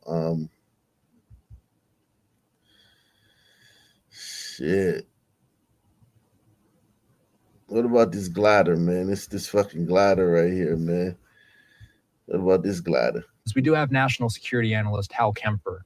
He's standing by as well. And Hal, ultimately, what we talk about during these situations, especially in the early moments of the investigation with something like this, is what can we glean from what police are telling us so far? And so far, what police are telling us is that the man perhaps drove from Colorado Springs. We knew that Kennedy was over there by the house where they were investigating. And my curiosity here, Hal, is... Oh, that's not a good one about him, that glider, man. That glider, he didn't kill anybody, but he wanted to. He wanted to go Timothy McVeigh on that building, man, but the Tesla wouldn't let him do it. Tesla was too sturdy.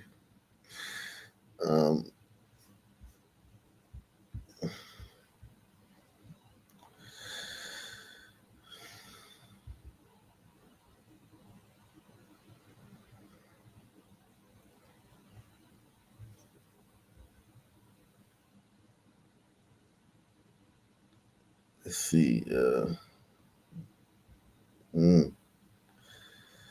Man, seems like it's a slow night, man. Any final thoughts, guys?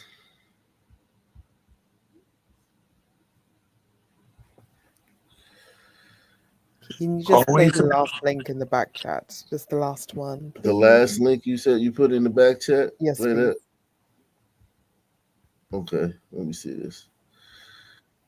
Oh, yeah, I seen this one. Yeah. I seen that before. Yeah. Oh man.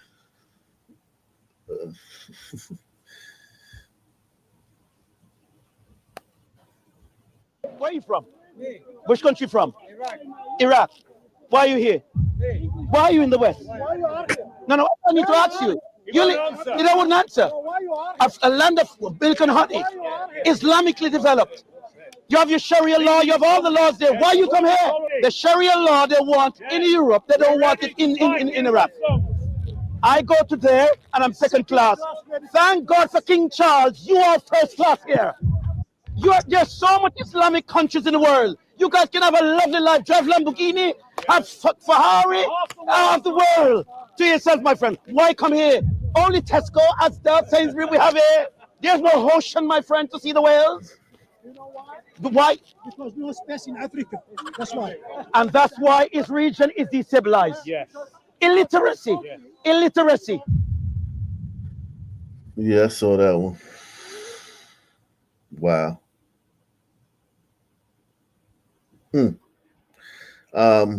Yeah. All right, guys. Get in the comment section, man. Hit the like button. Same black time, same black channel. Out of here. Peace out.